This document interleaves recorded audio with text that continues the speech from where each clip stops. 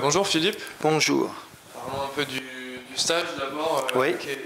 Quel est l'objectif? Ça va être sur quel rythme un stage? L'objectif, c'est surtout reprendre la compétition. On a 2 matchs, on joue le mardi et le vendredi, donc on y va surtout pour se préparer. Et c'est plus un stage de compétition qu'un stage de préparation. Le choix du lieu, la Turquie, qu'est-ce que ça vous offre comme possibilité? C'est une bonne opportunité de jouer des bons clubs. On joue 2 très bons clubs, donc un très grand club européen. Et Başakşehir aussi d'un très bon niveau, avec des belles installations, que ce soit hôtelières ou terrain. Donc on a vraiment les bonnes conditions pour faire ce stage de compétition. Sur le groupe que vous emmenez, il y aura combien de joueurs? Est-ce que vous allez emmener aussi des jeunes, par exemple Oui, il y aura, parce qu'on on fera peut-être le point après sur l'effectif, mais comme on a des joueurs blessés, on part avec 6 jeunes. Voilà, c'est ce qui va nous faire 24 joueurs de champ et 3 gardiens. Les noms des jeunes je pense qu'on le communiquera plus tard. Ouais. Une petite précision aussi, vous faites un amical contre Montpellier. Oui. Ça sera là-bas, ça sera... À Gramont, oui. Sur leur terrain d'entraînement et à huis clos, je crois. Ouais. D'accord. Donc la Coupe du Monde aussi, comment la gérer physiquement pour les joueurs, comment ça se passe? C'est similaire à une trêve estivale, sauf qu'elle est plus courte.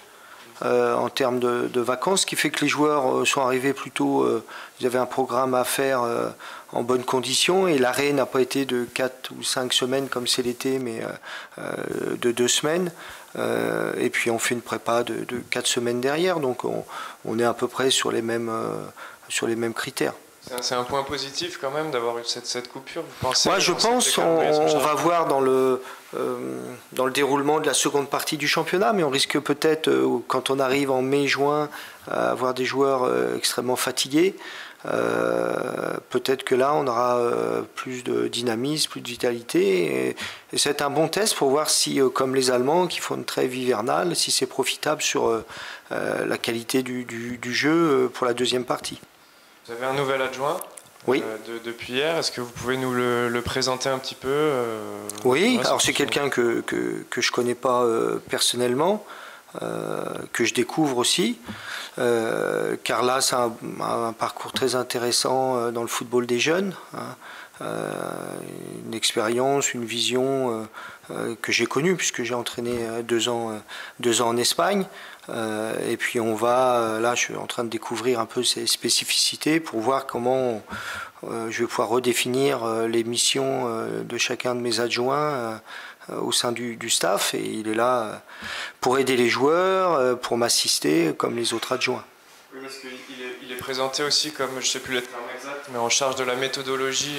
Oui, parce qu'en Espagne, il y a ce qu'on appelle un directeur de la méthodologie au centre de formation. Ça, c'est surtout axé sur les jeunes, sur la centre de formation, pour qu'il y ait une méthodologie des plus petits, du football passé, comme ils disent en Espagne, jusqu'au U18, U19. C'est un poste qui n'existe pas en France, c'est surtout fait par le directeur du centre en général. C'est une autre organisation, et même si Carlas n'a pas eu cette fonction dans les différents clubs où il a été, comme responsable, comme directeur de la méthodologie, il est là aussi pour amener au club une certaine vision d'organisation, voilà, et qui va aider aussi sur le centre de formation.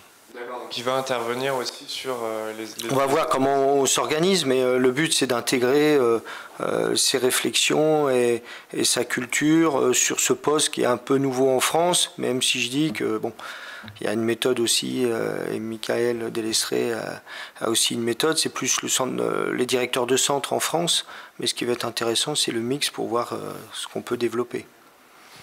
Donc lui arrive, Michael est parti. Comment ça s'est passé? C'est pas facile de perdre un adjoint comme ça en cours de saison? Oui, bien sûr. Bon, déjà, c'est une décision club que je commenterai pas en tant que salarié cadre. J'ai un devoir de réserve. C'est sûr que moi, les membres du staff, des joueurs ont été affectés par cette décision-là. Mais comme j'ai expliqué aux joueurs, on doit mettre notre affect de côté, se concentrer sur notre travail. On a une mission à remplir, c'est d'atteindre nos objectifs, que ce soit en termes dans le championnat de France, et mettre notre affect de côté pour bien rester concentré sur nos objectifs. Est-ce que ça redéfinit aussi l'arrivée de Carles, peut-être c'est un peu fort, le plan de jeu, parce qu'on sait qu'il a un bagage tactique quand même assez important. Est-ce que ça va changer, amener des changements aussi dans votre manière? Non, ça va. On a une philosophie de jeu depuis l'année dernière, donc on ne va pas la changer. Ce que chaque adjoint amène, c'est essayer d'optimiser le potentiel des joueurs pour l'équipe, quoi.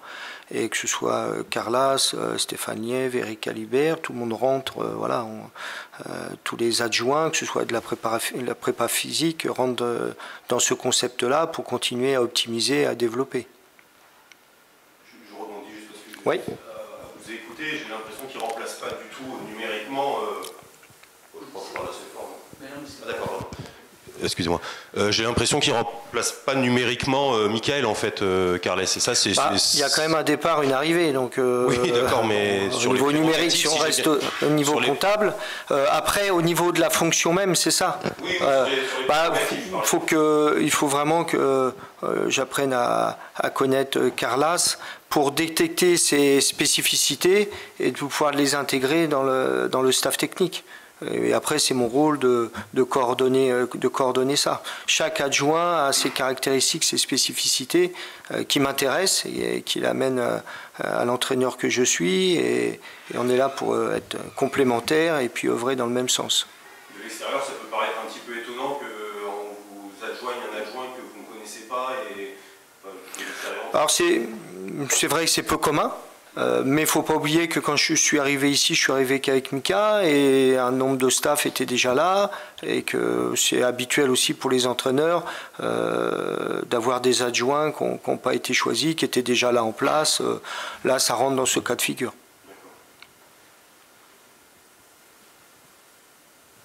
D'autres questions ? Bonjour, pour revenir sur l'adjoint, vous avez évoqué son passé avec les jeunes, notamment à Barcelone. Est-ce que justement ce profil-là vous intéresse pour intégrer les jeunes joueurs du centre de formation ?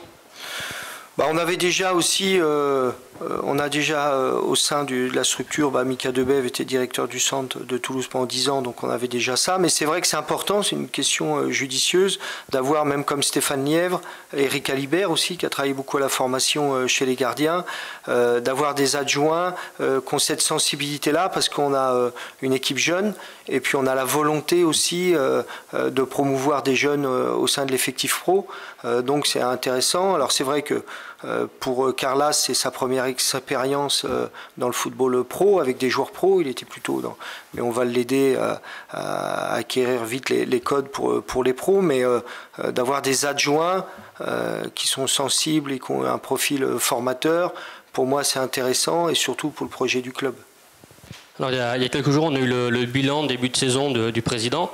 Quel est votre bilan sur la première partie, enfin le premier tiers, on va dire, de saison? Est-ce que vous avez pris le temps justement d'analyser un petit peu vraiment les matchs, la méthodologie, les joueurs, la tactique, tout ça?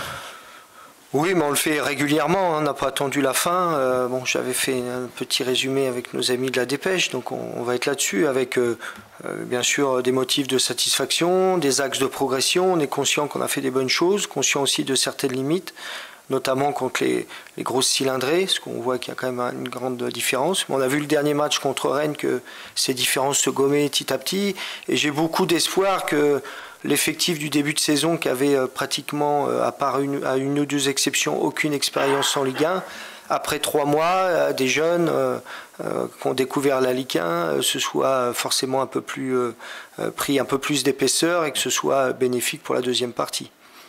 Mais on va dire que c'est un bilan convenable, mais comme j'avais souvent sur mon bulletin, peut mieux faire. Donc on va essayer de faire mieux.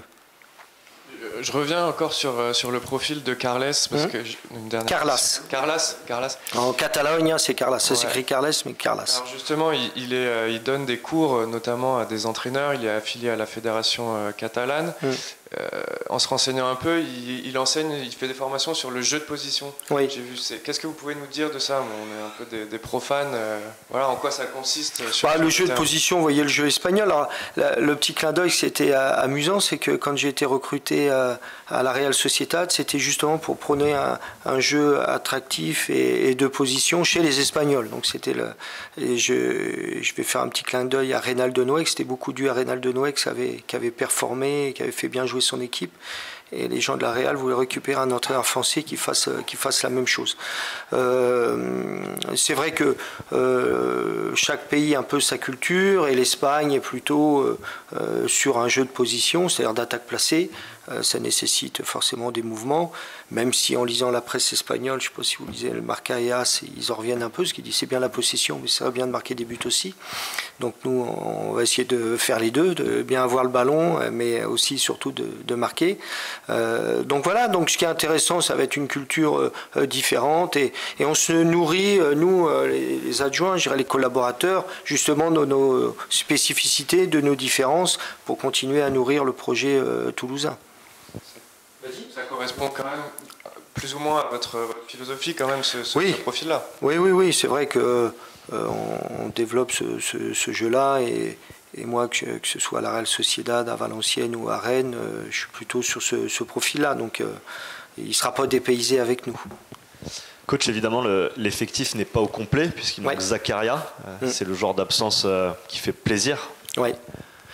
Ben oui, on échange beaucoup de WhatsApp, beaucoup d'encouragement aussi à Walid, que je connais bien, qui était joueur ici. Donc c'est vrai que c'est notre éclair, et à chaque fois qu'il faut un exploit comme ça, on est tous heureux pour lui. Et surtout, ça a été une grande surprise, parce qu'on avait beaucoup de doutes sur sa participation à la Coupe du Monde après sa blessure contre Rennes. Et ça s'est bien remis. Et puis quand on le voit marquer contre la Belgique, forcément, on était heureux, qu'il aille bien, qu'il marque, et en plus qu'il qualifie son pays. Mais c'est vrai qu'on est tous devenus des grands fans et supporters du Maroc. Vous acceptez de le récupérer le plus tard possible? Alors c'est le seul inconvénient, mais bon, on peut dire on ne peut pas le priver de ça. Déjà, ça ne dépend pas que de nous. Mais on est quand même très heureux et fiers de voir un joueur du TFC être en quart de finale de la Coupe du Monde. Une question sur le match de demain aussi de l'équipe de France contre l'Angleterre. Ouais. Comment vous le sentez? Difficile. Je trouve que l'Angleterre, Arsène Wenger disait ce matin, l'équipe c'est peut-être une finale avant l'heure, mais je trouve l'Angleterre extrêmement performante. L'équipe de France aussi, donc ça va être un top match, très indécis. Bon, forcément, notre cœur pense à fond pour le staff et les joueurs de l'équipe de France, mais ça va être une belle confrontation. Et les France-Angleterre sont assez rares pour qu'en plus ce soit une belle affiche. C'est bon pour vous? Bah, il y a une question qui n'est pas venue. Oui, une question qui n'est pas venue. Que vous commencez toujours par ça. On commence par ça. Ah. Non. Non, pas ça. Parce que ça va arriver aussi. Sur les blessures, le point de l'effectif, c'est comme il n'y a pas de match, on est décontenancé. Il y a des nouveaux pépins. Ouais. Bon, vous savez que Denis Genreau et Tsingaras ont été opérés de la pubalgie, et lundi, Michael Dessler sera aussi opéré de la pubalgie. Donc c'est vrai que ça nous fait un coup dur, parce que ça fait 3 jours en moins. On a déjà un effectif assez jeune et réduit. Je crois que demain on est juste hors gardien 16 ou 17 joueurs, parce qu'il suffit qu'il y ait un ou deux petits bobos pour qu'on se retrouve. Voilà, donc ça a été un vrai coup dur. Ça fait partie des aléas d'une saison, mais quand les vents contraires arrivent ensemble, c'est toujours pas simple, mais bon, on fera front. Il en a souffert aussi les mois précédents déjà de cette blessure, ça traînait un petit peu. Oui. La conséquence pour Tsingas et Denis, c'est qu'on essayait de les maintenir pour qu'ils nous aident, et puis on s'est aperçu à la fin que c'était vraiment difficile. Et puis forcément, cette coupure de la Coupe du Monde a provoqué les choses pour dire bon, bah, il faut faire maintenant, et on les récupérera dans quelques mois, mais c'était indispensable, parce qu'on a besoin de joueurs qui soient à 100%, et eux ils étaient frustrés à chaque fois de ne pas être à 100%, et moi aussi. C'est un délai de 2-3 mois, c'est ça? Ouais, 2 mois je pense. Après, il faut voir comment se passe l'intervention. Ce pas des grosses interventions, mais quand il y a intervention, il y a intervention. Donc forcément, ça renforce aussi un peu la nécessité de recruter à ce poste-là pendant le mercato d'hiver. On va réfléchir avec le président, parce que c'est vrai qu'au niveau des latéraux, on n'était pas... on a fini à Rennes. En plus, on n'a pas eu de chance, parce que Kevin, qui est le remplaçant de Mickaël, s'est blessé aussi. Donc lui, par contre, il va très bien. Il est revenu bien, il n'a pas eu de vacances, il s'est soigné. Mais c'est vrai qu'on a un peu un déficit sur ce poste-là, donc on va avoir une réflexion. On a encore le temps, le mercato commence en début janvier, mais on va avoir une vraie réflexion autour de ça.